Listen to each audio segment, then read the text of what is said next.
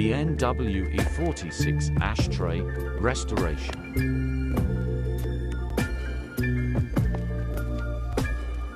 Gently remove the cover. Take off the chrome.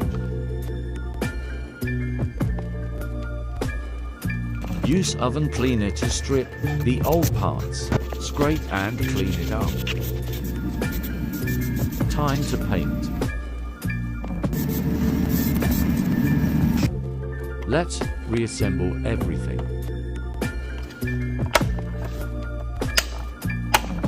Wow, good as new.